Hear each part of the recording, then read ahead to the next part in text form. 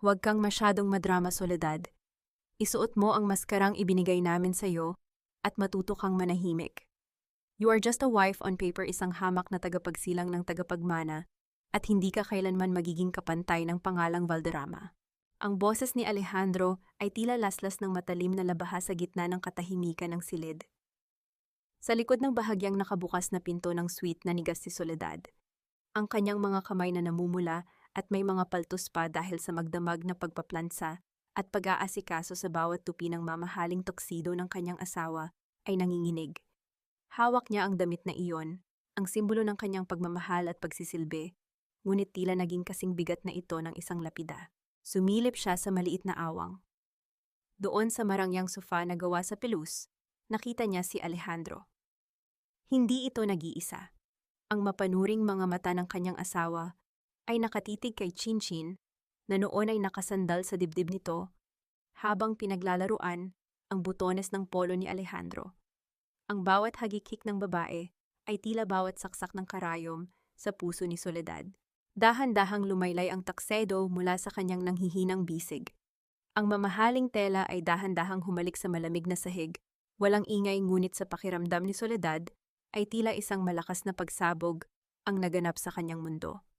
Ang 7 buwang sanggol sa kanyang sinapupunan ay tila naramdaman ang panginginig ng kanyang buong katawan, kaya bigla itong sumipa ng malakas. Isang sipa na hindi nagdala ng tuwa kundi isang paalala ng kanyang kalunos-lunos na sitwasyon. Alejandro. Ang bulong ni Soledad ay halos hindi marinig, isang pagsamo na nagmula sa kaibuturan ng kanyang durog na pagkatao. Pabalibag na bumukas ang pinto. Ngunit hindi ang pagsisisi ni Alejandro ang sumalubong sa kanya, kundi ang matatalim na mga mata ni Doña Ramona. Ang matandang babae na balot ng mga diamante at angking kapalaluan ay humakbang palapit. Bago pa man makapagsalita si Soledad, isang mabilis at malakas na sampal ang dumapo sa kanyang pisngi. Ang hapdi ay gumuhit hindi lang sa balat ni Soledad, kundi hanggang sa kanyang kaluluwa. Napasandal siya sa pader, ang kanyang kamay ay agad na humawak sa kanyang tiyan upang protektahan ang bata. Kamomlay ang bulyaw ni Doña Ramona, ang boses ay puno ng puot at pagkadiri. Huwag kang mag-eskandalo rito sa bisperas ng anibersaryo ng kumpanya. Utang na loob mo sa pamilyang ito ang bawat butil ng kanin na isinusubo mo. Ang dugong dumadaloy sa batang iyan ay galing sa mga Valderrama, kaya huwag mong dungisan ang aming pangalan ng iyong pagiging mababa. Dahil sa hiya, mananahimik ka. Kung hindi titiyakin ko na kahit anino ng batang iyan ay hindi mo makikita paglabas niya sa mundong ito. Tumayo si Alejandro, inayos ang kanyang nagusot na polo at tiningnan ang asawa ng walang bakas ng awa. Makinig ka kay Mama Soledad. Stay in your place. Lumabas ang mag-ina kasama si Chinchin. Iniwan si Soledad na mag-isa sa gitna ng malamig at madilim na pasilyo. Ang kanyang paningin ay lumabo dahil sa mga luhang pilit niyang pinipigilan. Ang bawat hininga niya ay tila may kasamang bubog na sumusugat sa kanyang lalamunan. Tumingin siya sa kanyang mga kamay, ang mga paltos mula sa pagpaplansa ng damit ng asawang, ngayon lang ay pinalitan siya ng iba. Sa isang iglap, ang lahat ng kanyang sakripisyo ay naging abo. Sa katahimikan ng silid, tanging ang tibok ng kanyang naghihingalong puso ang naririnig. Hanggang kailan ko kailangang bayaran ng utang na loob na ito gamit ang sarili kong kaligayahan? Hanggang kailan ako mananatiling bilanggo sa isang palasyong binuo mula sa aking mga luha? Tumayo si Soledad nang may panginginig, dahan-dahang hinaplos ang kanyang tiyan, habang ang kanyang mga mata ay nananatiling nakapako sa tuksido na naiwan sa sahig. Ang gabi ay mahaba pa, ngunit para sa kanya tila wala nang bukas na darating. Dito ka nararapat, Soledad. Sa isang lugar na kasing tahimik ng iyong konsensya, malayo sa mga mata ng mapanghusgang mundo. Ang boses ni Doña Ramona ay tila isang hatol ng kamatayan, habang iginigiya si Soledad sa loob ng isang liblib na villa sa labas ng lungsod. Ang bawat hakbang ni Soledad sa makintab na sahig ng bahay na iyon ay tila paglubog ng kanyang mga paa sa putikan. Maganda ang villa na papalibutan ng mga luntiang puno at huni ng mga ibon, ngunit para kay Soledad, ang bawat pader nito ay tila gawa sa bakal at ang bawat bintana ay may invisible na rehas. Para ito sa ikabubuti ng bata, dagdag ni Alejandro habang hindi man lang tumitingin sa mga mata ng asawa. Inilapag niya ang isang maliit na tray sa lamesa. Kailangan mo ng pahinga. Masyado ka nang nagiging emosyonal at hindi iyan maganda para sa tagapagmana ng mga Valderrama. Nais mga tuwiran ni Soledad, nais niyang isigaw na ang tanging dahilan ng kanyang pagiging emotional ay ang kataksilang nasaksihan niya, ngunit tila may nakabara sa kanyang lalamunan. Bago pa siya makakilos, kinuha na ng isang bodyguard ang kanyang bag at ang tanging cellphone na hawak niya. Ang communication sa labas ay magdudulot lang sa iyo ng stress, malamig na paliwanag ni Doña Ramona. Mula ngayon, ang tanging iisipin mo ay ang kalusugan ng apo ko. Huwag kang mag-alala, narito si Nana Ising para pagsilbihan ka. Ngunit tandaan mo, bawat galaw mo ay babantayan namin. Nang makaalis ang mag-ina, naiwan si Soledad na nakatayo sa gitna ng malawak na sala.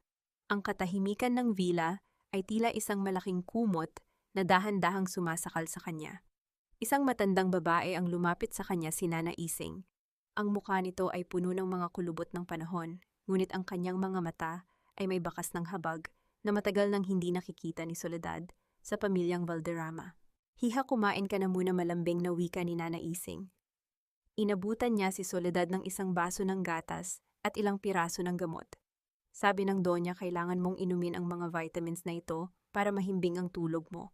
Tiningnan ni Soledad ang mga puting tableta. May kung anong kaba ang gumapang sa kanyang dibdib. Sa loob ng ilang araw, ang kanyang mundo ay naging isang serye ng mga malalabo at antok na sandali. Ang bawat pag-inom niya ng mga vitamins na iyon ay nagdadala sa kanya sa isang mahimbing ngunit nakakatakot na pagkakaidlip kung saan tila nawawala ang kontrol niya sa kanyang sariling isip at katawan. Isang hapon, habang nagpapanggap na tulog sa sofa, narinig ni Soledad ang mahinang yabag ng mga paa sa pasilyo. Ang tunog ng pag-uusap ni na Alejandro at Doña Ramona ay dahan-dahang pumasok sa kanyang pandinig. Sigurado ba kayo, Mama? Ang tanong ni Alejandro. Ang boses ay may halong pag-aalinlangan, ngunit mas nangingibabaw ang takot sa kanyang ina. Ito lang ang tanging paraan. Alejandro, matigas na sagot ni Doña Ramona. Pagkapanganak niya, kukuha tayo ng mga espesyalista na magpapatunay na hindi siya matatag ang pag-iisip. Isang kaso ng postpartum psychosis na malala. Sa ganitong paraan, legal nating makukuha ang buong kustodya ng bata at wala siyang karapatang humingi ng kahit anong parte sa ari-arian ng pamilya. Idedeklara natin siyang baliw at mananatili siya rito habang buhay, habang tayo ay nagpapatuloy sa ating marangyang buhay, kasama ang iyong tunay na mapipili. Ang bawat salita ay tila isang malamig na tubig na ibinuhos sa buong pagkatao ni Soledad. Nanigas ang kanyang buong katawan, ang kanyang puso ay tumibok ng mabilis, tila isang ibon na pilit kumakawala sa hawla. Hindi lang pala dangal ang nais nilang kunin sa kanya, nais nilang tuluyan siyang ibaon sa limot ilayo sa kanyang anak at ituring na isang basurang walang silbi sa lipunan. Hinawakan ni Soledad ang kanyang tiyan. Ang sipa ng sanggol sa loob ay tila isang hudyat ng pakikipaglaban. Sa gitna ng kanyang takot, isang matalim na liwanag ng determinasyon ang nagsimulang mag-alab sa kanyang mga mata. Hindi siya pwedeng sumuko. Hindi siya pwedeng maging baliw sa paningin ng mundo dahil siya ang tanging kalasag ng batang malapit ng isilang. Nang marinig niyang papalayo na ang mga yabag ng dalawa, dahan-dahang imulat ni Soledad ang kanyang mga mata. Tumingin siya sa bintana kung saan ang araw ay dahan-dahang lumulubog, nag-iiwan ng mahabang anino sa paligid. Ang villa na ito, na tila isang paraiso sa paningin ng iba, ay ang kanyang magiging arena. Matuto kang tumanaw ng utang na loob, Soledad.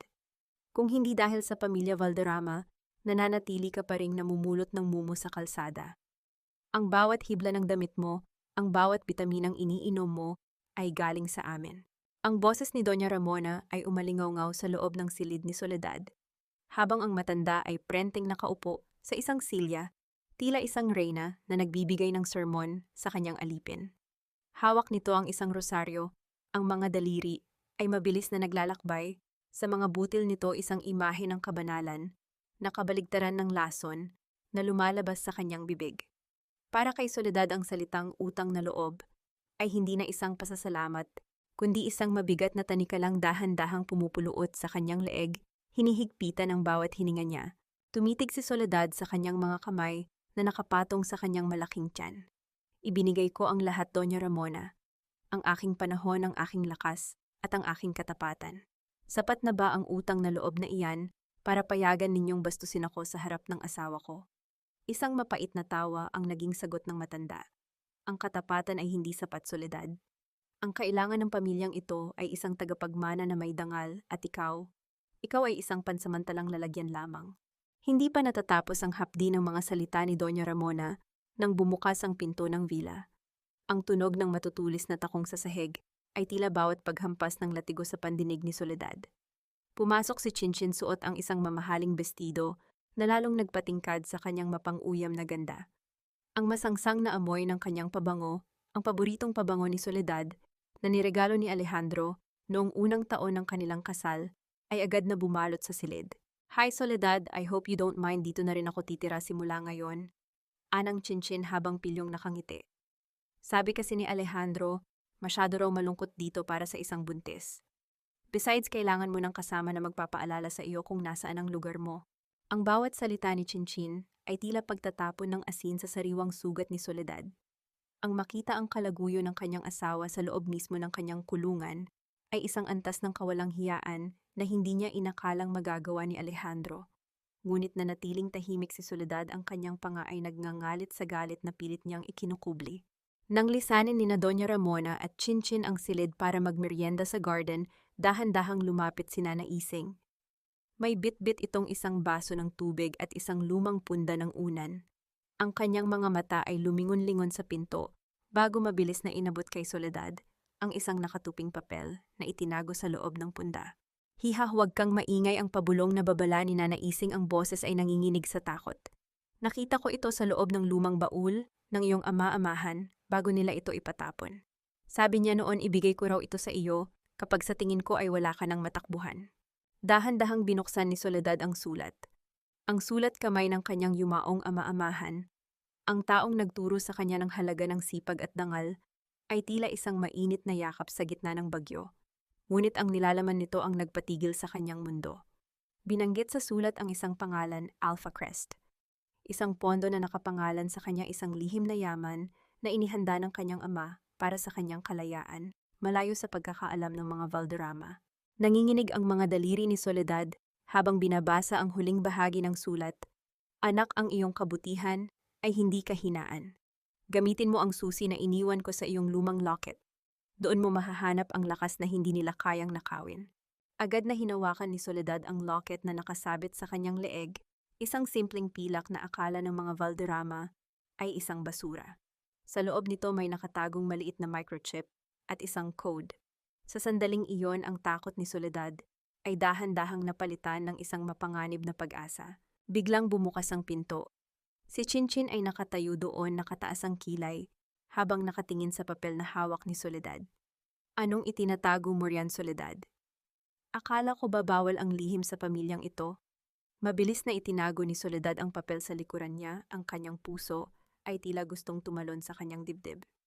Ang ngisi ni Chinchin ay lumawak, isang ngisi na nagpapahiwatig na hindi ito titigil hanggat hindi nito nakukuha ang lahat, pati na ang huling piraso ng pag-asa ni Soledad. "Akay, ang pangit naman nito, Soledad. Bagay lang ito sa mga katulong, hindi sa isang tulad ko na malapit ng maging mukha ng mga Valderrama." Ang boses ni Chinchin ay puno ng pangungutya habang iwinawagayway niya sa hangin ang isang lumang singsing na ginto, ang tanging alaala ni Soledad mula sa kanyang ama-amahan. Habang ginagawa iyon, si Soledad ay nakatayo sa tapat ng kanyang bukas na drawer, nanginginig ang buong katawan. Katatapos lang niyang linisin ang mga gamit ng bata, ang kanyang likod ay sumasakit at ang kanyang mga paa ay namamanas. Ngunit ang pagod na iyon ay walang-wala kumpara sa hapdi nang makitang nilalapastangan ng babaeng ito ang kanyang mga alaala. "Ibalik mo iyan sa akin, Chinchin. Hindi iyan sa iyo," ang mahinang pakiusap ni Soledad. Ang kanyang boses ay tila isang kandila na malapit ng mapundi sa gitna ng hangin. Isang mapait na tawa ang naging sagot ni Chinchin. "Bakit, para saan pa ito? Sabi ni Doña Ramona, ang lahat ng basura sa kwartong ito ay dapat nang itapon. Tutal palamunin ka lang naman dito, bibilhin ko na lang ito sa iyo sa halagang barya." Eksaktong pumasok si Alejandro sa silid. Ang kanyang mukha ay walang emosyon, tila isang estatwa na gawa sa bato. Tumakbo si Soledad patungo sa kanya, ang kanyang mga kamay ay humawak sa braso ng asawa, nagbabaka sakali na may natitira pang kahit katiting na katarungan sa puso nito. "Alejandro, pakiusap. Sabihin mo sa kanya na ibalik ang singsing ni tatay. Yan na lang ang tanging naiwan sa akin." Ang pagsamo ni Soledad ang kanyang mga mata ay puno ng luha. Tumingin si Alejandro kay Chinchin pagkatapos ay kay Soledad. Sa halip na tulungan ang asawa, dahan-dahan niyang inalis ang mga kamay ni Soledad sa kanyang braso. Masyado kang madamot sa maliliit na bagay, Soledad. Let her have it. Isang lumang singsing lang iyan. Bibilihan kita ng bago kapag hindi ka na ganyan ka-stress. Parang gumuho ang langit sa ulo ni Soledad. Ang pagtatanggol ni Alejandro kay Chinchin ay tila isang mabigat na selyo na nagkumpirma sa kanyang kawalan ng halaga sa bahay na iyon. Nanlabo ang kanyang paningin. Ang bawat hininga niya ay tila may kasamang matutulis na tinik. Paano nagagawang baliwalain ng lalaking minahal niya ang tanging bagay na nag-uugnay sa kanyang nakaraan? Hindi mo naiintindihan, Alejandro. Hindi ito tungkol sa halaga ng ginto ang bulong ni Soledad, ngunit tila hangin lang siyang kinakausap ang pader. Tumalikod si Chinchin at lumabas ng silid bitbit ang singsing habang may suot ng ngisi ng tagumpay. Hindi na kayanan ni Soledad ang galit. Sinundan niya ito sa pasilyo malapit sa itaas ng malawak na hagdanan ng villa. Chinchin, mahiya ka naman. Ibalik mo sa akin, iyan ang sigaw ni Soledad, ang kanyang boses ay nanginginig sa desperasyon. Huminto si Chinchin sa tapat ng unang baitang ng hagdan. Ang kanyang mukha ay biglang nagbago mula sa pangungutya ay naging isang madilim na anyo ng puot. Huwag mo akong sigawan, Soledad. Nakalimutan mo na ba ikaw ang sabit dito? Ikaw ang anino na dapat nang maglaho. Sa isang mabilis at hindi inaasahang pagkakataon, habang pilit na inaabot ni Soledad ang kanyang kamay para bawiin ang singsing, naramdaman niya ang isang malakas na tulak sa kanyang balikat. Ang kanyang mga paa ay nawalan ng balanse. Ang mundo ay tila bumagal ang ikot habang nararamdaman ni Soledad ang panganib na mahulog sa matarik na hagdanan. Soledad, ang sigaw ni Nanaising mula sa baba, ang boses ay puno ng kilabot. Napasandal si Soledad sa pasamano, ang kanyang mga kuko ay bumaon sa kahoy hanggang sa masugatan ang kanyang mga daliri. Muntik na. 1 pulgada na lang at gumaulong na siya pababa, kasama ang sanggol sa kanyang sinapupunan. Tumingin siya kay Chinchin na ngayon ay nakatayo lang at tila naghihintay na matapos ang trahedya, habang si Alejandro ay nakatayo sa malayo, nanonood ng walang ginagawa. Ang takot ay napalitan ng isang malamig na puot. Sa gitna ng kanyang panginginig, isang katanungan ang umalingaw-ngaw sa isip ni Soledad. Hanggang kailan ko hahayaan na ang mga taong ito ang magdikta kung kailan ako mabubuhay at kailan ako mamamatay? Hinawakan ni Soledad ang kanyang tiyan. Ang kanyang mga mata ay nanatiling nakapako sa singsing na suot na ngayon ni Chinchin. Ang laban na ito ay hindi na lang tungkol sa kanya. Ito ay tungkol sa kaligtasan ng anak na tanging siya lang ang may kayang magtanggol. Ang katahimikan ay hindi palaging tanda ng pagsuko na naising. Minsan ito ay ang pagtitipon ng lakas bago ang isang malakas na pag-atake. Ang bulong ni Soledad ay halos hindi marinig sa gitna ng dilim ng kanyang silid. Gabi na at ang tanging liwanag na nagmumula sa labas ay ang malamlam na sinag ng buwan na tumatagos sa manipis na kortina. Sa kanyang harapan, dahan-dahang inilapag ni Nanaising ang isang basket ng maruming damit. Ngunit sa ilalim ng mga tela nakatago ang isang lumang laptop, ang tanging kagamitan na hindi nakumpiska ng mga Valderrama dahil akala nila ay sira na ito at walang silbi. Nanginginig ang mga kamay ni Soledad habang kinukuha ang gadget. Isinaksak niya ang maliit na microchip na galing sa kanyang locket. Ang mahinang liwanag ng screen ay tumama sa kanyang mukha, nagpapakita ng mga luhang tuyo na ngunit nag-iwan ng marka sa kanyang mga pisngi. Ang bawat pagtipa niya sa keyboard ay tila isang panalangin, isang huling pagbakas sa nakaraang pilit ibinaon ng pamilyang Valderrama. Sa loob ng ilang minuto, ang mundo ng mga numero at dokumento ay bumukas sa harap ni Soledad. Doon niya nakita ang katotohanang itinago sa loob ng maraming taon. Ang Alpha Crest, ang pundasyong itinatag ng kanyang ama-amahan, ay hindi lamang isang simpleng pondo. Ito ang pinakamalaking creditor ng Valderrama Group. Sa madaling salita, ang bawat marangyang piging, ang bawat diamanting suot ni Doña Ramona, at ang bawat negosyong ipinagmamalaki ni Alejandro ay nakatayo sa lupang pag-aari ni Soledad. Ang Valderrama Group ay isang gumaguhong palasyo. Sila ay baon sa utang at ang tanging dahilan kung bakit hindi pa sila idinedeklarang bangkarota ay dahil sa mga pirma ni Soledad na nakuha nila sa pamamagitan ng panlilinlang. Isang mahinang tunog ng pagpihit ng doorknob ang bumasag sa katahimikan. Mabilis na itinago ni Soledad ang laptop sa ilalim ng kanyang kumot at nagpanggap na natutulog. Pumasok si Alejandro, ang amoy ng alak ay kasunod ng bawat hininga nito. Huminto siya sa paanan ng kama, ang kanyang anino ay tila isang higanting halimaw na bumabalot sa maliit na katawan ni Soledad. Alam kong gising ka, Soledad, ang malamig na wika ni Alejandro. Ang kanyang boses ay may halong pagod at desperasyon. Huwag mo nang pahirapan ang sarili mo. Bukas may darating na abogado. Pipirmahan mo ang waiver para sa paglilipat ng lahat ng mga ari-ariang nakapangalan sa iyo patungo sa kumpanya. Kailangan naming ayusin ang mga butas na iniwan ng iyong hindi maayos na pamamahala. Hindi kumibo si Soledad, ngunit ang kanyang puso ay tila gustong sumabog sa galit. Hindi maayos na pamamahala.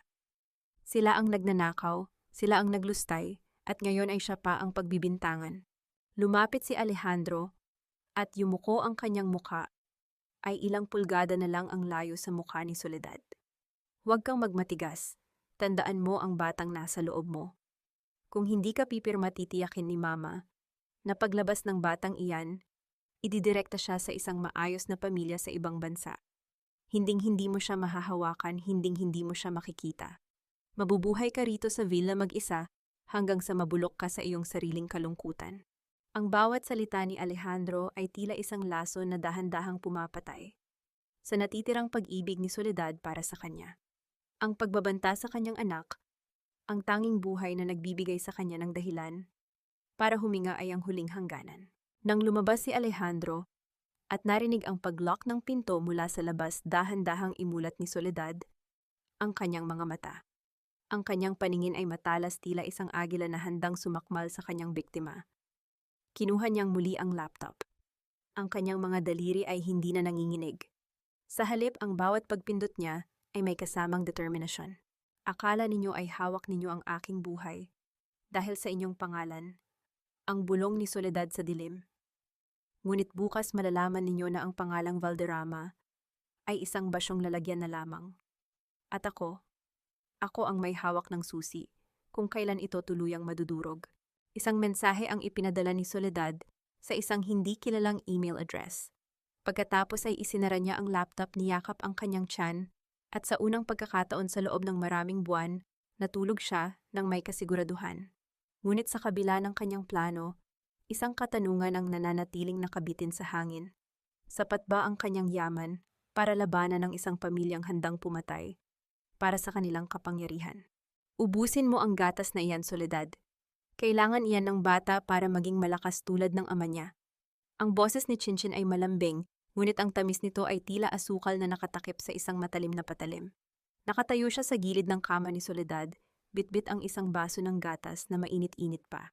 Sa labas ng villa, ang langit ay madilim at ang hangin ay humihagupit sa mga sanga ng puno, tila nagbabadya ng isang unos na hindi lang sa kalikasan, kundi sa loob din ng bahay na iyon.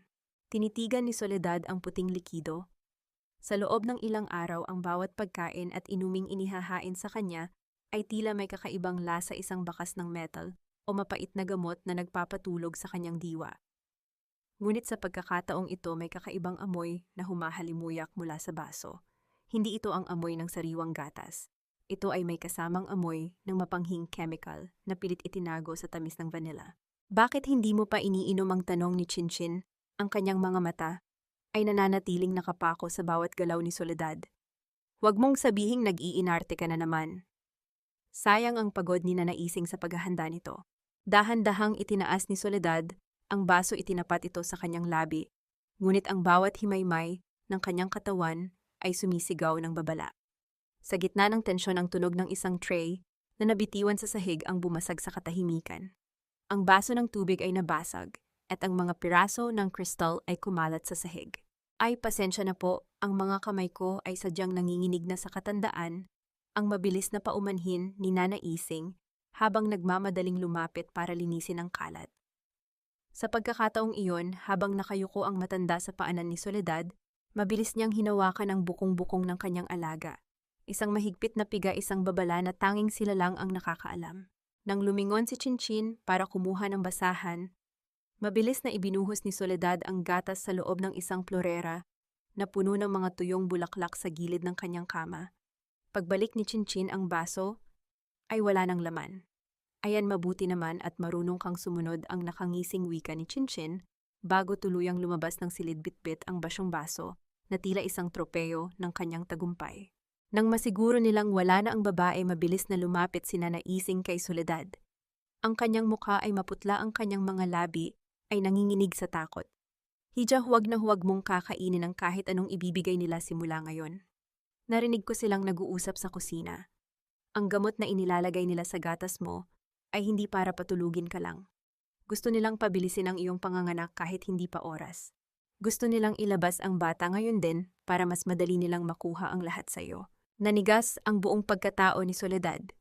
Ang kaisipan na handa nilang isakripisyo ang kalusugan ng kanyang anak para lamang sa kanilang sakim na layunin ay tila isang malakas na sampal sa kanyang mukha. Ngunit bago pa man siya makapagsalita, isang matalim na sakit ang biglang gumuhit mula sa kanyang puson patungo sa kanyang likuran. Isang ungol ng hapdi ang kumawala sa mga labi ni Soledad. Napahawak siya sa kanyang tiyan, ang kanyang mga daliri ay bumaon sa kumot. Hindi ito ang karaniwang sipa ng bata. Ito ay isang paghilab na tila pinipiga ang kanyang buong sinapupunan. Nana, ang tiyan ko? Ang hirap na sambit ni Soledad. Ang bawat hininga niya ay tila isang pakikipaglaban. Ang pawis ay nagsimulang mamuo sa kanyang noo at ang kanyang paningin ay nagsimulang maglaro. Diyos ko, Hisha. Masyado pang maaga ang sigaw ni Nana Ising habang tinitingnan ang puting kumot ni Soledad na ngayon ay nagsisimula ng mabasa. Sa gitna ng sakit, ang tanging nasa isip ni Soledad ay ang kanyang anak. Kung manganganak siya ngayon sa loob ng vilang ito, sa ilalim ng kapangyarihan ni Doña Ramona at Alejandro, mawawalan siya ng pagkakataong protektahan ang bata. Sila ang magdidikta ng tadhana nito. Ang dilim ay tila dahan-dahang lumalamon sa kanyang ulirat, habang ang bawat paghilab ng kanyang tiyan ay nagdadala ng takot, na baka ito na ang huling sandali na mararamdaman niyang ligtas ang kanyang anak sa loob niya. Huwag kang bibitiw, Soledad. Isipin mo ang anak mo. Isipin mo ang buhay na itinataya mo sa bawat hininga mo. Ang boses ni Nana Ising ay tila isang malit na liwanag sa gitna ng nagngangalit na bagyo. Sa loob ng puting ambulansya, ang tunog ng sirena ay tila isang mahabang panaghoy na humihiwa sa katahimikan ng gabi. Ngunit para kay Soledad, ang bawat paggalaw ng sasakyan ay tila isang dagok sa kanyang katawan na puno na ng pasakit. Ang amoy ng gamot at malamig na bakal ay humahalimuyak sa loob ng maliit na espasyo, habang ang bawat paghilab ng kanyang tiyan ay nagdadala sa kanya sa bingit ng kawalan ng malay. Pagdating sa ospital, hindi yakap ng asawa o pag-aalala ng pamilya ang sumalubong sa kanya.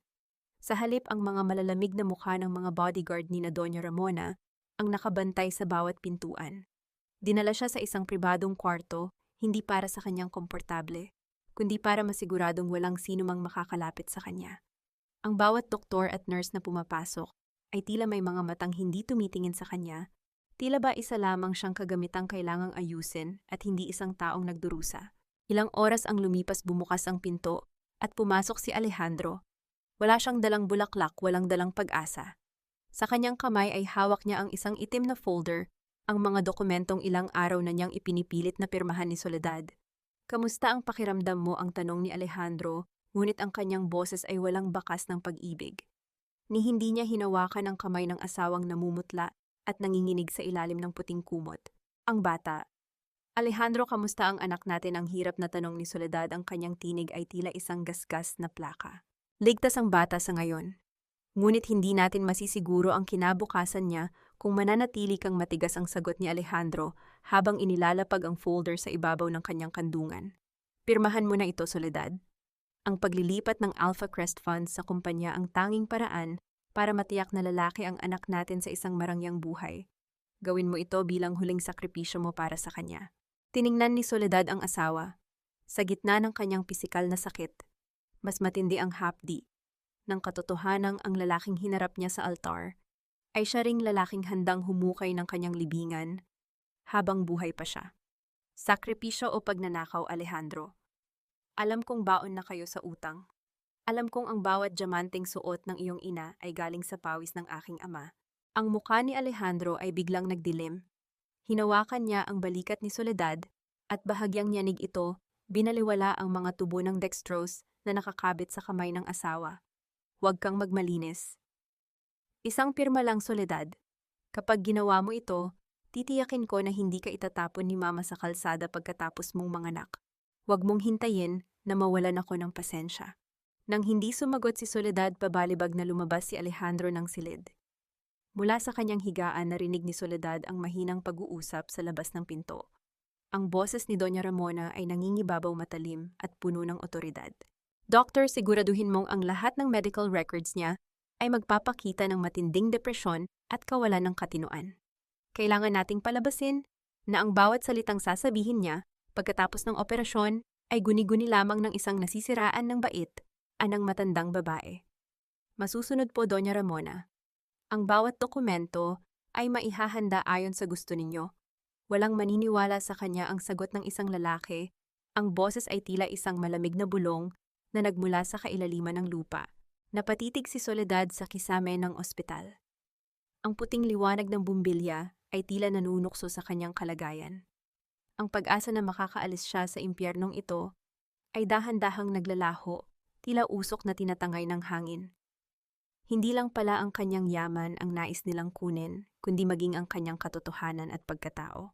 Sa dilim ng silid, habang ang bawat patak ng dextrose ay tila tunog ng isang orasan na nagbibilang ng kanyang nalalabing oras, isang luha ang dahan-dahang gumulong mula sa mata ni Soledad. Ito ang luha ng huling pamamaalam sa kanyang dating sarili. Kung nais nilang ituring siyang kaaway, ibibigay niya sa kanila ang isang kalaban na hindi nila makakalimutan.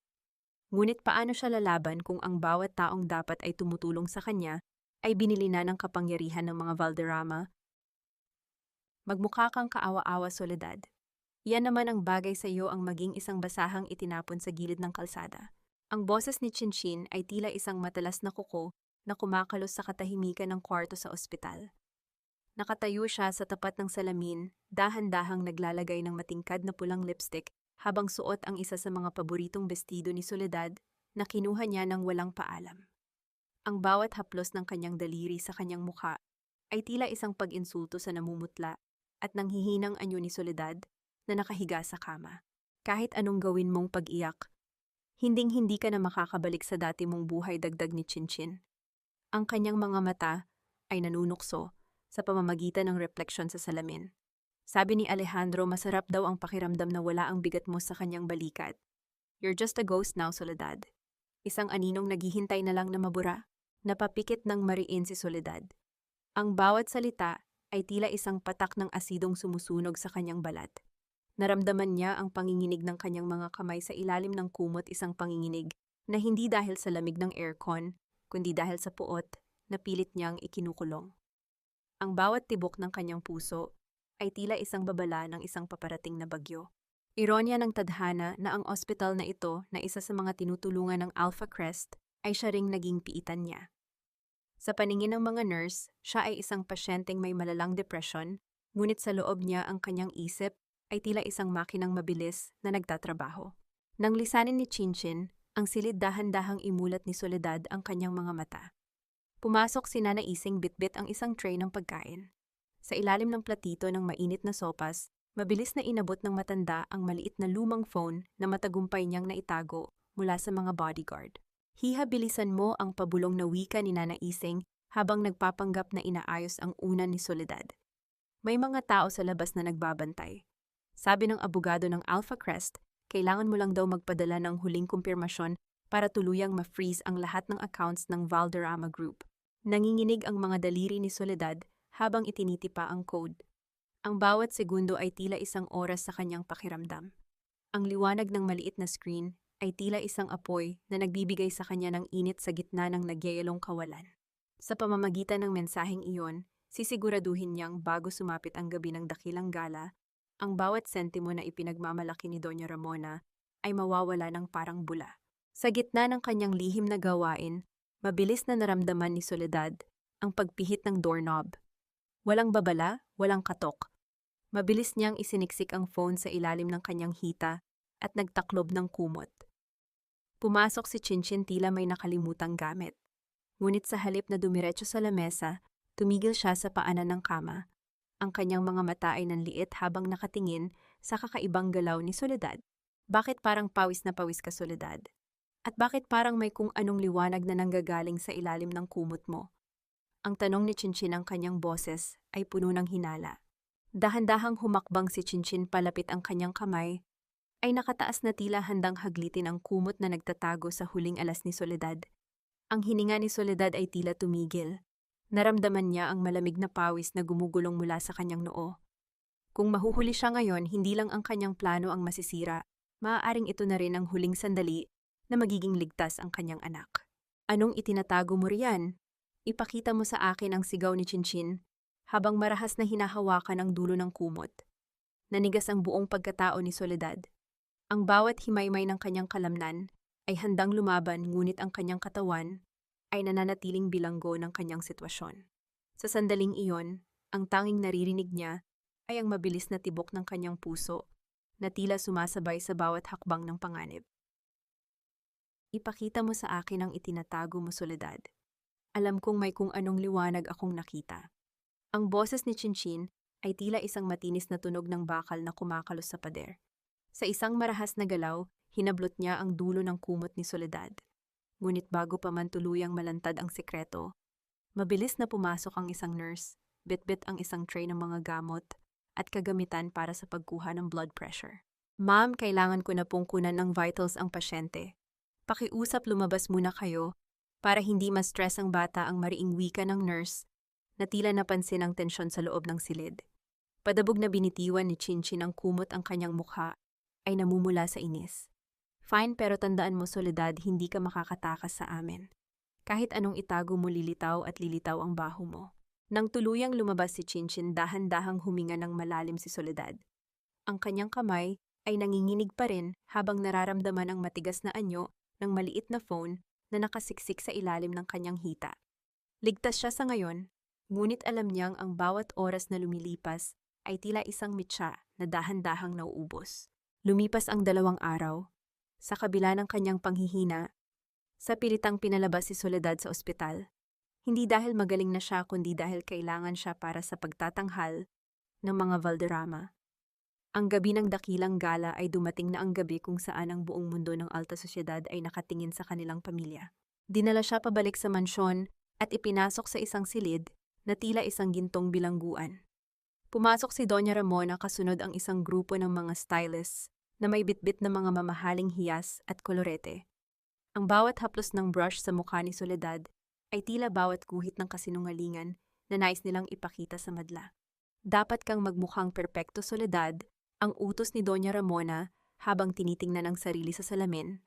Ngumiti ka. Ipakita mo sa kanila na masaya ka sa piling ng asawa mo. Huwag mong kakalimutan na ang bawat pagkakamali mo ngayong gabi ay may katumbas na parusa para sa batang iyan.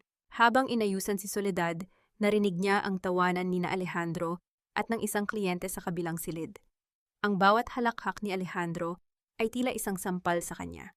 Ngunit ang mas masakit ay ang narinig niyang balita mula sa usapan ng mga katulong sa labas ng kanyang pinto. Totoo ba ibinenta na raw ni Sir Alejandro ang lupain sa probinsya? Ang pabulong na tanong ng isang katulong. Oo, kaninang umaga lang daw natapos ang pirmahan. Ang sabi, kailangan daw ng kumpanya ng pambayad sa mga utang para hindi sila mapahiya sa gala ngayong gabi, ang sagot ng isa pa. Nanigas ang buong pagkatao ni Soledad. Ang lupain sa probinsya ang lupang kinatatayuan ng lumang bahay ng kanyang ama, ang tanging lugar kung saan siya naging tunay na masaya bago siya naging isang Valderrama. Ibinenta ito ni Alejandro nang walang pasabi, tila ba isa lamang itong basurang tela na pwedeng ipamigay. Ang bauto sa loob ng puso ni Soledad ay tuluyan ng sumabog. Ang kanyang mga mata ay nanatiling nakapako sa salamin, ngunit hindi na ang takot na Soledad ang nakikita niya. Ang babaeng nasa harap niya ay isang mandirigmang wala nang natitira, kundi ang kanyang dangal. Pumasok si Alejandro sa silid, suot ang kanyang tuxedo na tila isang simbolo ng kanyang kapangyarihan. Inabutan niya si Soledad ng isang pluma at ang huling dokumento, ang kabuuang waiver ng lahat ng kanyang karapatan. Huling pagkakataon na ito, Soledad. Pirmahan mo na ito bago tayo lumabas sa entablado. Huwag mong pilitin na gawin ko ang mga bagay na pareho nating pagsisihan. Ang banta ni Alejandro, ang kanyang boses, ay tila isang malamig na hangin galing sa sementeryo. Tiningnan ni Soledad ang pluma, pagkatapos ay tumingin siya sa mga mata ni Alejandro. Sa labas naririnig na ang tunog ng mga sasakyang dumarating at ang masayang tugtugan ng orkestra.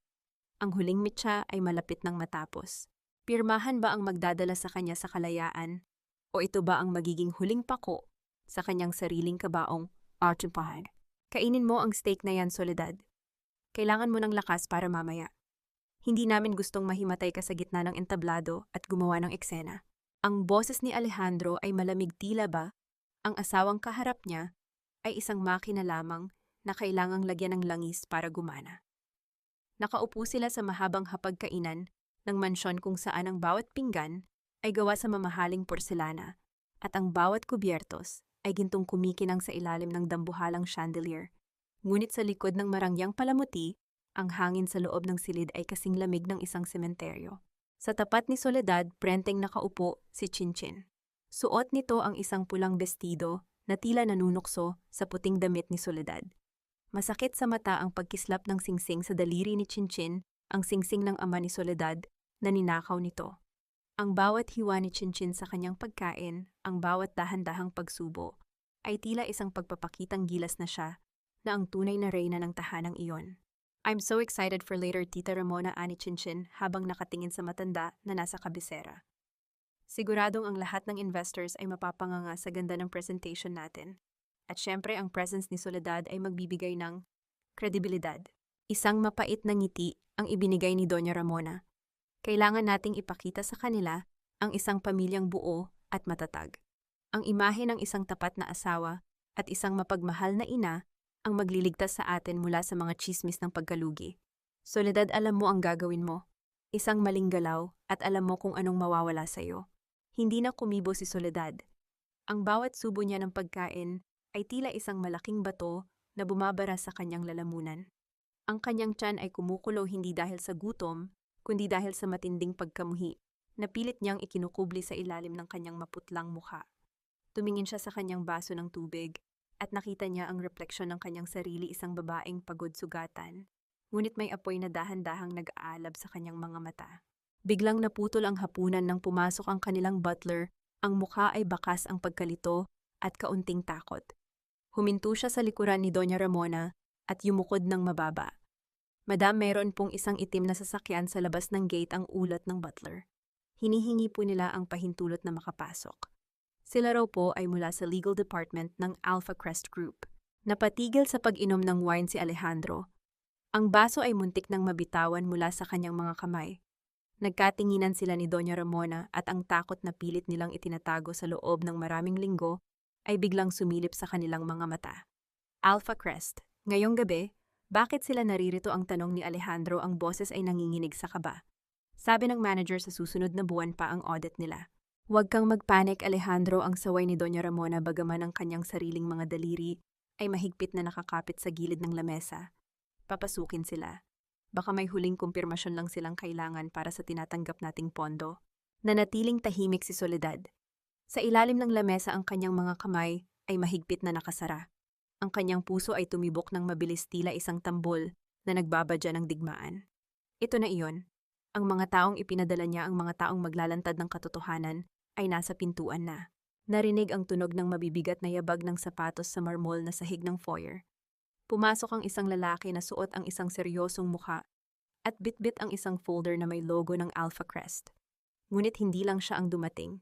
Kasunod niya ay ang isang matandang lalaki na kilalang kilala ni Soledad, ang dating kanang kamay ng kanyang ama-amahan.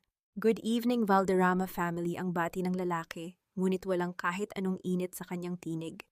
Kami ay naririto upang maghatid ng isang formal na abiso dahil sa seryosong paglabag sa mga tuntunin ng pondo at ang napatunayang maling paggamit ng kapital, ang Alpha Crest ay opisyal nang naghain ng utos para bawiin ang lahat ng aming investment sa kumpanyang ito. Ano, hindi maaari iyan? May kontrata tayo, ang sigaw ni Alejandro habang tumatayo at pilit na inaagaw ang folder. Ang kontrata ay may pirma ng tunay na may-ari, Sir Alejandro, ang malamig na sagot ng kinatawan. At ang may-ari ring iyon ang nag-utos sa amin na tapusin na ang inyong luho ngayong gabi. Lumingon si Alejandro kay Soledad, ang kanyang mga mata ay nanlilisik sa galit at hinala. Ngunit bago pa man siya makapagsalita, ang kinatawan ay tumingin ng diretso kay Soledad at bahagyang yumukod bilang tanda ng malalim na paggalang. Handa na po ang lahat, madam. Hinihintay na lamang po namin ang inyong huling hudyat sa gabi ng gala. Ang katahimikan sa loob ng silid-kainan ay tila isang mabigat na kumot na dahan-dahang sumasakal sa mga Valderrama. Tumingin si Soledad kay Alejandro at sa unang pagkakataon, hindi siya ang umiwas ng tingin. Ang kanyang labi ay dahan-dahang gumuhit ng isang ngiti ng isang reynang handa nang bawiin ang kanyang trono mula sa mga magnanakaw. Puti, isang kulay na sumisimbolo sa kalinisan sa bagong simula at sa kapayapaan. Ngunit para sa akin ang puting gown na ito ay tila isang telang pambalot sa isang bangkay. Ang boses ni Soledad ay isang mahinang bulong habang tinitingnan niya ang kanyang refleksyon sa dambuhalang salamin ng kanyang silid. Ang gown na suot niya ay gawa sa pinakamahal na sutla, kumikinang sa ilalim ng mga ilaw at sadyang idinisenyo upang itago ang kanyang pagod, ngunit bigyang diin ang kanyang 7 buwang sinapupunan. Sa paningin ng iba, siya ay mukhang isang anghel.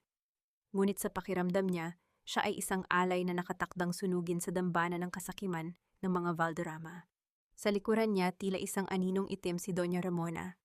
Hinahaplos ng matanda ang mga perlas sa leeg ni Soledad, ngunit ang bawat dampi ng kanyang daliri ay tila isang malamig na uod na gumagapang sa balat ng biktima.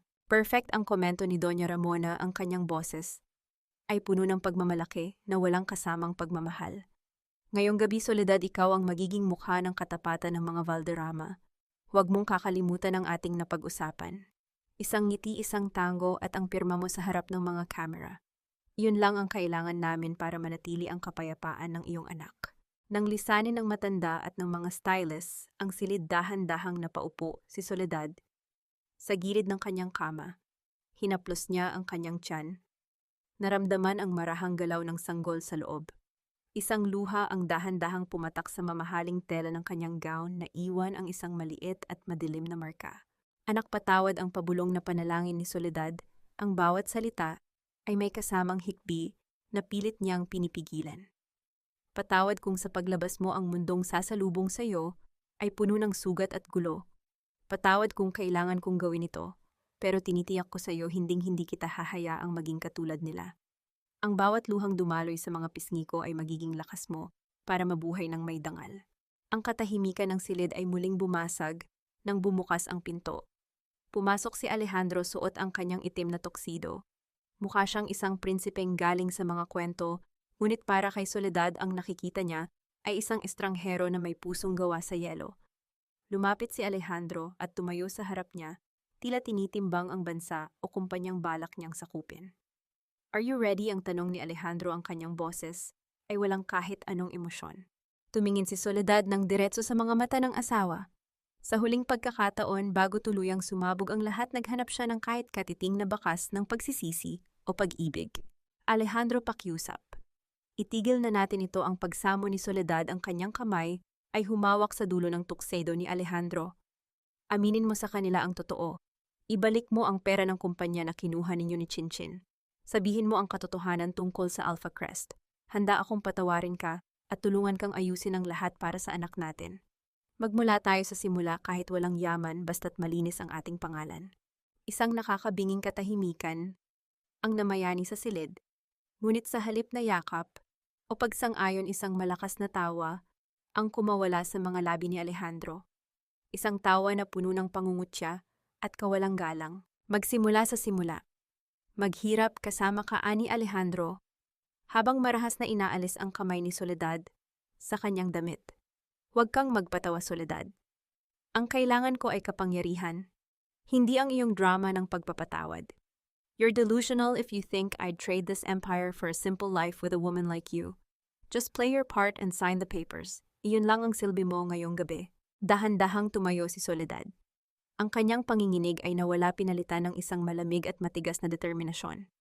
Tumingin siya sa asawa hindi na bilang isang tapat na asawa, kundi bilang isang kalaban na handa nang maghatid ng huling hatol.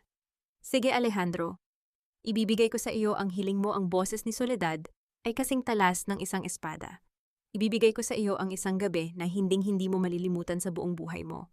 Habang naglalakad sila palabas ng silid patungo sa malawak na selyadong esting ng gala, naramdaman ni Soledad ang bawat hakbang ng kanyang mga takong sa sahig. Ang bawat yabag ay tila isang tibok ng orasan na nagbibilang ng nalalabing oras ng mga Valderrama.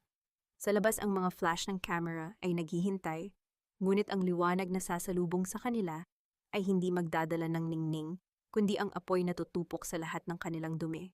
Nararapat lamang sa iyo ang mansyang ito, Soledad, dahil ikaw ang pinakamalaking pagkakamali sa kasaysayan ng mga Valderrama. Ang boses ni Alejandro ay umalingaw-ngaw sa buong ballroom, dinala ng dambuhalang sound system patungo sa bawat sulok ng silid na punong-puno ng mga pinakamayayamang tao sa bansa. Kasabay ng mga salitang iyon, dahan-dahang itinigil ni Alejandro ang baso ng pulang alak, isang matapang na tinto, sa itaas ng ulo ni Soledad. Ang bawat patak ng madilim at mapulang likido ay dahan-dahang bumulwak, gumugulong sa kanyang buhok, bumabakas sa kanyang mga pisngi, at tuluyang nanunuot sa mapuputing hibla ng kanyang mamahaling gown. Ang puting sutla na kanina lamang ay simbolo ng kanyang pagsusumamo at pagiging tapat ay mabilis na nilamon ng kulay ng dugo. Ang alak ay tila isang sugat na bumubuka, dahan-dahang gumagapang pababa sa kanyang dibdib hanggang sa mabahiran ang nakaumbok niyang tiyan. Sa ilalim ng naglalakihang mga ilaw ng chandelier, ang bawat mata ng mga panauhin ay nakatuon sa kanya. May mga mata na puno ng pangungutya, may mga bumubulong sa likod ng kanilang mga palad, at may mga camera na walang tigil sa pagkuha ng larawan ng kanyang kahihiyan. Nakatayo si Soledad sa gitna ng entablado, ang kanyang mga kamay ay nakakuyom sa kanyang gilid. Nararamdaman niya ang malamig na likido na nanunuot sa kanyang balat, tila bawat patak ay isang karayom na tumutusok sa kanyang pagkatao. Ang kanyang puso ay tila huminto sa pagtibok, pinalitan ng isang nakabibinging dagundong sa kanyang pandinig. Sa gilid ng kanyang paningin, nakita niya si Doña Ramona na nakatayo ng matuwid, walang bakas ng habag, habang si Chinchin ay tahimik na humahagikik sa likod ng kanyang asawa. Isang matinding panginginig ang gumapang sa buong katawan ni Soledad. Hindi ito panginginig ng takot, kundi ang panginginig ng isang pusong tuluyan nang nawasak. Ang bawat sakripisyo niya sa loob ng maraming taon, ang pagtitiis sa mga insulto, ang pagpaplansa ng mga taksido ni Alejandro, hanggang sa mapaltos ang kanyang mga kamay, ang paglunok sa lahat ng kanyang pangarap, ay tila inanod ng pulang alak na ito patungo sa imbernal. Tingnan ninyo ang babaeng ito. Ang patuloy na paghamak ni Alejandro sa harap ng mikropono, ang kanyang boses ay puno ng puot dahil sa takot na mawala ang kanyang yaman. Isang babaeng nabaliw sa sobrang ambisyon, isang babaeng nais magnakaw sa kumpanyang nagbigay sa kanya ng lahat. Ang mansyang iyan ang magpapaalala sa iyo kung sino ka talaga, Soledad. Isang basura na hinding-hindi magiging bahagi ng aming kintab. Napayuko si Soledad. Ang kanyang mga mata ay nakapako sa pulang mantsa sa kanyang tiyan. Naramdaman niya ang sipa ng kanyang anak, isang malakas at mabilis na sipa, tila ba nagrereklamo rin ang bata sa lamig at sa bigat ng kahihiyang ipinapataw sa kanyang ina. Sa sandaling iyon, ang huling hibla ng pagmamahal ni Soledad para kay Alejandro ay tuluyang naputol. Ang bawat patak ng alak na gumugulong sa kanyang mukha ay tila naging mga luha ng apoy na nagbabago sa kanyang anyo. Dahan-dahan niyang iniangat ang kanyang ulo. Ang kanyang mga mata na dati ay puno ng pagsamo ay ngayon ay kasing lamig na ng yelo at kasing talim ng isang kris. Hindi siya sumigaw, hindi siya umiyak. Sa halip, isang mahinang tunog ng paghinga ang kumawala sa kanyang mga labi, isang tunog na naghuhudyat ng pagtatapos ng kanyang pagiging biktima. Tumingin siya ng diretso kay Alejandro na ngayon ay nakangisi pa rin habang hawak ang basyong baso. Sa isip ni Soledad, isang katanungan ang paulit-ulit na umuukit. Kung ang mansyang ito ay ang dumi na tingin ninyo sa akin, handa na ba kayong malunod sa sarili ninyong putik kapag binaliktad ko na ang mundo? Ang mapempingman. Ang katahimikan sa ballroom ay naging kasing bigat ng isang bundok. Ang lahat ay naghihintay sa kanyang pagbagsak, sa kanyang pagluhod at pagmakaawa. Ngunit ang Soledad na nakatayo sa harap nila ngayon ay hindi na ang babaeng pumasok sa pintuang yon kanina. Ang pulang alay na ibinigay nila sa kanya ay hindi naging simbolo ng kanyang pagkatalo, kundi ang naging binyag ng kanyang muling pagsilang bilang kanilang pinakamatinding bangungot. Tapos ka na ba, Alejandro? O gusto mo pang ubusin ang buong bote para lang mapatunayan sa lahat kung gaano ka kadesperado? Ang boses ni Soledad ay hindi nanginig. Sa halip, ito ay umalingaw-ngaw ng may kakaibang lamig na tila yelong dumampi sa mainit na balat ng mga naroon. Marahan niyang pinunasan ang kanyang muka gamit ang likod ng kanyang kamay, kumakalat ang pulang mantsa sa kanyang balat, ngunit ang kanyang mga mata ay nanatiling nakapako sa asawang ngayon ay tila isang maliit na bata sa kanyang paningin. Dahan-dahan siyang humakbang patungo sa mikropono. Ang bawat yabag ng kanyang sapatos sa sahig ng entablado ay tila tunog ng isang hatol na dumarating. Ang mga panauhin na kanina lamang ay nagbubulungan ay biglang natahimik. Ramdam ang tensyon sa hangin, tila isang kwerdas na hihigpitan hanggang sa maputol. Sabi mo, Alejandro, na ako ay basura. Na ang pamilya Valderrama ang nagbigay sa akin ng lahat simula ni Soledad. Ang kanyang boses ay kalmado, ngunit bawat salita ay may bigat ng isang bundok. Ngunit nakalimutan ninyong sabihin sa lahat kung kaninong pera ang ginamit ninyo para bayaran ang mga utang ninyo noong nakaraang taon. Nakalimutan ninyong sabihin na ang bawat hininga ng kumpanyang ito ay nakadepende sa isang pundasyon na palagi ninyong minamaliit. Tumingin si Soledad sa likuran ng hall at bahagyang tumango.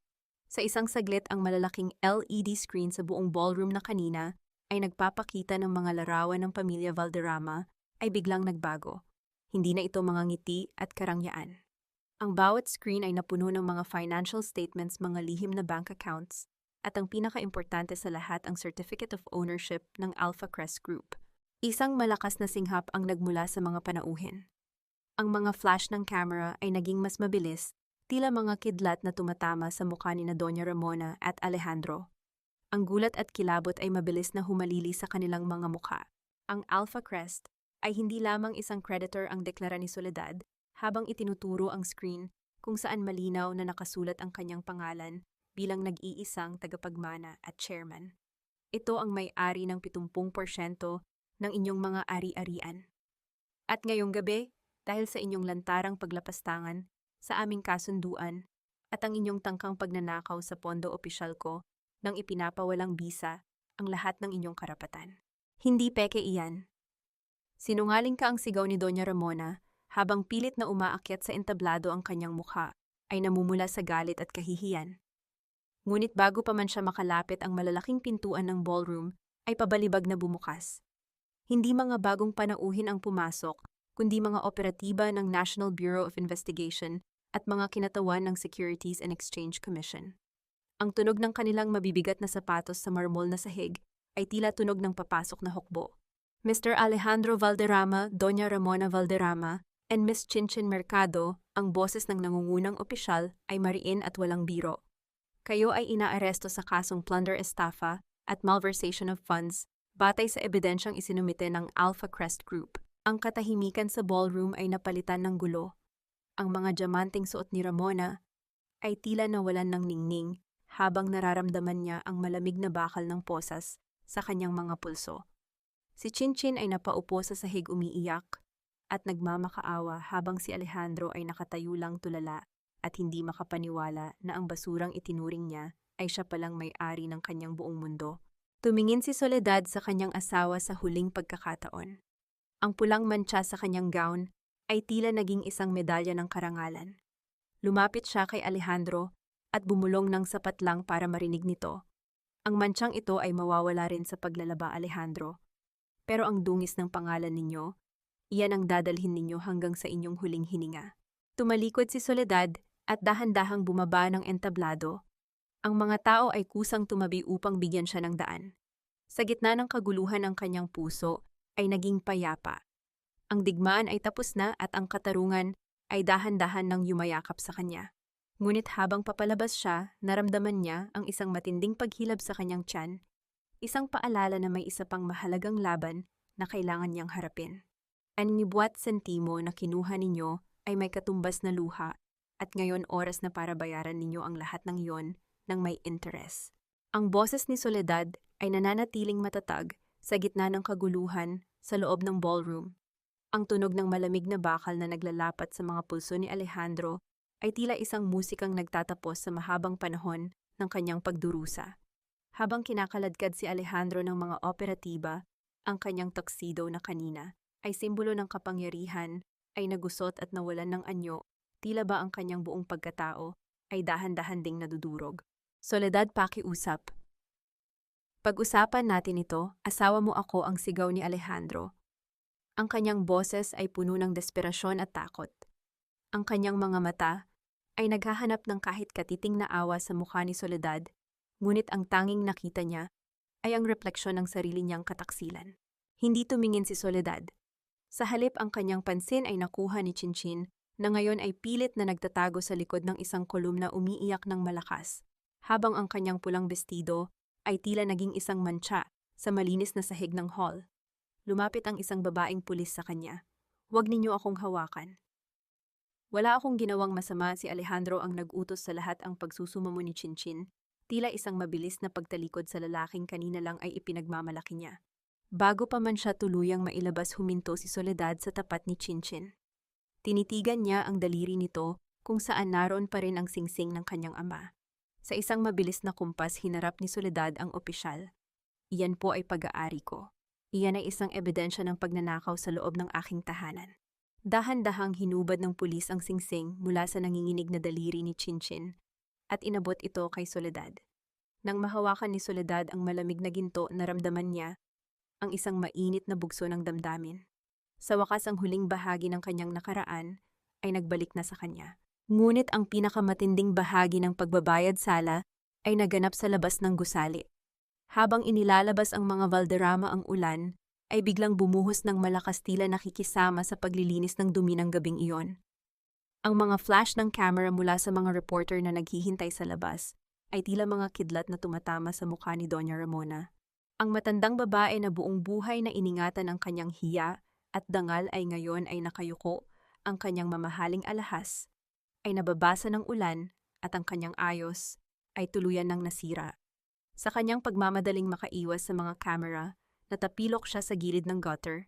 Isang malakas na tunog ng pagbagsak sa putikan ang naganap. Doña Ramona, ang reyna ng mga Valderrama, ay nakaluhod ngayon sa maduming tubig ng kalsada. Ang kanyang mukha, na dati ay puno ng kapalaluan, ay ngayon ay nababalutan ng putik at ulan. Ang mga taong dati ay yumuyukod sa kanya, ay ngayon ay nakatingin lang, may mga bitbit na cellphone upang kuhanan ng video ang kanyang tuluyang pagbagsak. "Ang aking pangalan, ang aking kumpanya," ang hikbi ni Doña Ramona, ang kanyang boses ay halos malunod sa tunog ng malakas na ulan. Nakatayo si Soledad sa ilalim ng malawak na payong na hawak ng kanyang katulong. Nakatingin siya sa matanda mula sa itaas. Ang pulang alak sa kanyang gown ay tila naging bahagi na ng kanyang kasaysayan, isang paalala na ang bawat sugat ay nagiging bahagi ng tagumpay. Ang pangalan ay hindi ibinibigay, Doña Ramona. Ito ay pinaghihirapan sa pamamagitan ng kabutihan, ang malamig na wika ni Soledad. Ang putik na iyan sa iyong mukha ay mawawala rin, pero ang kahihiyang ginawa ninyo sa pamilyang ito ay mananatiling nakaukit sa kasaysayan ng bawat taong naririto. Nang tuluyang isara ang pinto ng sasakyan ng pulis at umalis ang mga ito, naiwan si Soledad na mag-isa sa gitna ng ulan. Ang katahimikan ay dahan-dahang bumabalot sa paligid. Ngunit sa gitna ng kanyang tagumpay, isang matinding sakit ang muling gumuhit sa kanyang puson. Napahawak si Soledad sa braso ng kanyang bodyguard. Ang kanyang mukha ay namutla at ang bawat hininga niya ay naging isang maikling ungol ng sakit. "Madam, ayos lang po ba kayo?" ang nag-aalalang tanong ng tauhan. Ang bata, ang hirap na sambit ni Soledad. "Kailangan nating pumunta sa ospital. Ngayon na." Sa gitna ng madilim na gabi at malamig na ulan, ang laban para sa katarungan ay natapos na. Ngunit ang pinakamahalagang laban, ang laban para sa buhay ng kanyang anak, ay magsisimula pa lamang. Sa bawat hapdi, sa bawat paghilab, tila binabayaran ko ang huling tira ng sakit mula sa nakaraan. Ngunit sa pagkakataong ito, hindi ako nag-iisa sa gitna ng dilim. Ang boses ni Soledad ay isang mahinang pagsamo sa gitna ng puting silid ng ospital. Ang amoy ng antiseptic ay humahalimuyak sa hangin, kasabay ng tunog ng mga makinang nagbabantay sa kanyang mahinang pintig. Ngunit sa halip na ang malamig na mukha ni Alejandro ang nakikita niya ngayon, ay ang malambing na mga mata ni Nanay Ising na mahigpit na nakahawak sa kanyang kamay. Ang bawat patak ng pawis sa noo ni Soledad ay dahan-dahang pinupunasan ng matanda, isang haplos na puno ng tunay na pagmamahal na matagal na niyang hinahanap. "Kaya mo yan, Hija. Malapit na." Isipin mo ang anghel na naghihintay na makita ang iyong mukha, ang pagpapalakas ng loob ni Nanay Ising, ang kanyang boses ay tila isang mainit na kumot sa gitna ng nagyayalong gabi. Isang matinding sigaw ng pag-asa at hapdi ang kumawala sa mga labi ni Soledad. Kasabay nito ay ang unang tunog ng isang malakas na iyak, isang iyak na bumasag sa lahat ng pighati. Isang iyak na nagpahinto sa mundo ni Soledad. Nang ilapag ng nurse ang maliit at mainit na katawan ng sanggol sa kanyang dibdib, ang lahat ng galit, ang lahat ng puot sa mga Valderrama ay tila inanod ng isang malaking baha ng pag-ibig. Ang pulang mantsa ng alak sa kanyang gown noong gabi ng gala ay wala na. Ang tanging mantsa na naroon ngayon ay ang bakas ng mga luha ng kagalakan. Hinaplos ni Soledad ang maliliit na daliri ng kanyang anak at sa sandaling iyon, alam niyang siya ay buo na. Makalipas ang 6 na buwan, ang tunog ng banayad na alon sa dalampasigan ay ang nagsisilbing oyayi sa payapang hapon. Nakaupo si Soledad sa veranda ng isang lumang bahay na gawa sa kahoy at kawayan, ang bahay na itinayo muli mula sa mga alaala ng kanyang ama. Wala na ang mga mamahaling sutla at diamante. Ang suot niya ngayon ay isang simpleng puting linen na damit malambot at presko sa balat.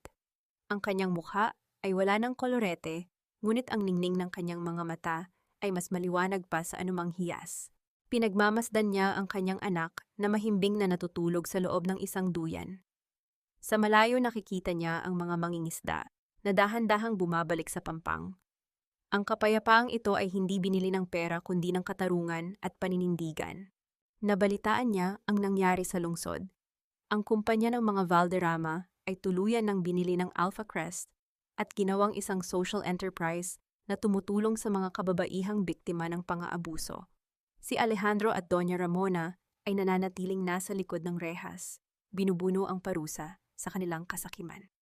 Ngunit para kay Soledad, ang mga pangalang iyon ay tila mga karakter na lamang sa isang masamang panaginip na dahan-dahan nang binubura ng sikat ng araw. Isang mahinang tunog ng pagkatok sa pintuang gawa sa kahoy ang bumasag sa kanyang muni-muni. Hindi ito ang marahas na katok ng mga bodyguard, kundi isang magalang at tila nag-aalangang tunog. Tumayo si Soledad, inayos ang kanyang damit at dahan-dahang binuksan ang pinto. Isang estranghero ang nakatayo roon, isang batang babae na may bitbit na isang basket ng mga sariwang bulaklak at isang liham na may selyo ng pasasalamat. Kayo po ba si Ma'am Soledad? Galing po ako sa foundation. Nais po naming ihatid ang pasasalamat ng unang grupo ng mga kababaihang nabigyan ninyo ng bagong simula. Ang wika ng bata, ang kanyang mga mata ay puno ng paghanga. Isang matamis na ngiti ang sumilay sa mga labi ni Soledad. Tinanggap niya ang mga bulaklak at sa amoy ng mga ito, naramdaman niya ang tunay na halimuyak ng kalayaan. Ang kanyang paglalakbay ay hindi nagtapos sa paghihiganti, kundi sa pagsilang ng isang bagong pag-asa, hindi lang para sa kanya, kundi para sa lahat ng mga pusong minsan nang nadurog. Lumingon siya sa kanyang anak na ngayon ay dahan-dahan nang nagmumulat ng mga mata. Ang umaga ay maliwanag at ang bukas ay kasing lawak ng dagat na nasa kanyang harapan. Ang bawat alon na humahalik sa dalampasigan ay tila isang marahang kamay na bumubura sa mga bakas ng paa, sa buhangin mga bakas ng isang nakaraang puno ng pighati at lumbay. Sa harap ng malawak at asul na dagat nakatayo si Soledad, suot ang isang simpleng puting bestido na sumasabay sa ihip ng preskong hangin. Ang sikat ng araw sa dapit hapon ay nagbibigay ng gintong kintab sa kanyang balat. Isang ningning na hindi galing sa anumang hiyas, kundi sa isang pusong nakahanap na ng tunay na katahimikan. Sa kanyang tabi ang kanyang anak na si Gabriel ay masayang naglalaro. Ang bawat halakhak nito ay tila isang banal na awit na nagpapagaling sa bawat sugat na iniwan ng mga Valderrama. Pinanood ni Soledad ang bata. At sa bawat ngiti nito nakikita niya ang katibayan na ang pag-ibig ay palaging mas malakas kaysa sa puot. Marami ang nagtatanong kung napatawad na ba niya sina Alejandro at Doña Ramona. Sa loob ng kanyang silid itinatago ni Soledad ang isang balita mula sa lungsod, ang balitang tuluyan, nang naubos ang yaman ng mga Valderrama at ang kanilang pangalan ay naging isang babala na lamang sa kasaysayan. Ngunit para kay Soledad, ang pagpapatawad ay hindi nangangahulugang pagbabalik sa dati. Ito ay ang pagpili na huwag nang hayaan ang kanilang mga anino na diktahan ang kanyang bukas. Pinatawad niya sila, hindi dahil karapat-dapat sila, kundi dahil karapat-dapat siyang mamuhay ng walang bitbit na mabigat na galit Ang bawat gabi ay hindi na puno ng takot at panginginig. Ang bawat hapunan ay hindi na kasing lamig ng semento. Sa halip ang kanyang tahanan ay puno ng amoy ng sariwang luto, ng kwentuhan ni Nanaising at ng payapang pagtulog. Natutunan ni Soledad na ang tunay na dangal ay hindi nasusukat sa kintab ng ginto o sa taas ng katayuan sa lipunan. Ang tunay na hiya ay hindi ang takot sa sasabihin ng iba, kundi ang pagtataksil sa sariling prinsipyo. Ang aral na nais iwan ng kanyang kwento ay simple lamang na ang bawat babae ay may kakayahang bumangon mula sa putikan at gawin itong isang matatag na pundasyon para sa isang bagong kaharian. Na ang sakripisyo ay may hangganan at ang pagmamahal sa sarili ay hindi kasalanan, kundi isang pangangailangan para makapagbigay ng tunay na pagmamahal sa iba. Habang dahan-dahang lumulubog ang araw nag-iiwan ng kulay ube at kahel sa kalangitan, kinuha ni Soledad ang kamay ng kanyang anak. Naglakad sila pabalik sa kanilang tahanan. Ang bawat hakbang ay may kasiguraduhan. Wala nang pulang mantsa, wala nang tanikala ng utang na loob. Ang tanging natitira ay ang malayang paghinga at ang pangako ng isang bukas na siya mismo ang nagmamasid at nagdidikta. Ang bagyo ay lumipas na. At sa dulo ng mahabang gabi, natagpuan ni Soledad ang pinakamahalagang kayamanan sa mundo, ang kanyang sarili. Ang kanyang pagkatao ay hindi na muling mabubura ng anumang apelyido dahil siya ay si Soledad, ang babaeng dumaan sa apoy at lumabas na mas matatag, mas malinis at higit sa lahat, malaya. Sa wakas ang hampas ng alon sa dalampasigan ay naghatid ng katahimikan sa pusong minsan nang naging arena ng malupit na digmaan. Natapos ang kwento hindi sa kinang ng diamante, kundi sa ningning ng tunay na kalayaan. Mga mahal kong tagapakinig, maraming salamat sa inyong pagtitiyaga at pakikinig hanggang sa huling yugto ng paglalakbay ni Soledad. Habang isinusulat ko ang bahaging iyon sa entablado kung saan ang maputing sutla ay nabahira ng pulang alak, aminado akong tumigil ako saglit dahil sa bigat ng aking dibdib. Pakiramdam ko kasama ni Soledad na nadungisan ang bawat babaeng minsan nang binaliwala minaltrato at minaliit ng mundong ito. Ang bawat eksenang inyong narinig ay bunga ng malalim na pagninilay at inspirasyon mula sa mga totoong buhay na nakikita natin sa ating paligid, mga kwento ng katatagan na madalas ay hindi na ibabahagi. Ang mantsa ng alak sa damit ni Soledad ay hindi naging tanda ng kanyang pagkatalo, kundi nagsilbing pula ng binyag na naghugas sa kanyang takot at nagpakita ng tunay na ginto ng kanyang pagkatao. Kung kayo ang nasa kalagayan ni Soledad, pipiliin niyo rin ba ang manirahan sa katahimikan ng dalampasigan at magpatawad o hihilingin niyo ang mas matindi pang paghihiganti para sa mga Valderrama? Nais kong malaman ang inyong saloobin. Nasaan man kayo ngayon, marahil ay nagluluto ng hapunan, nagtitiklop ng mga damit, o nagpapahinga pagkatapos ng mahabang araw, sana ay naging kasama ninyo ang kwentong ito sa inyong mga gawain. Ibahagi ang inyong mga karanasan o mensahe sa comment section dahil dito ay laging may nakikinig sa inyo.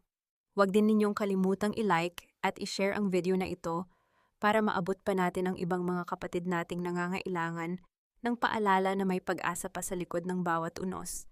Naway manatiling matatag ang inyong puso at lagi ninyong tandaan, ang inyong halaga ay hindi itinatakda ng taong tumalikod sa inyo, kundi ng tapang ninyong harapin ang bukas ng mag-isa, ngunit may dangal.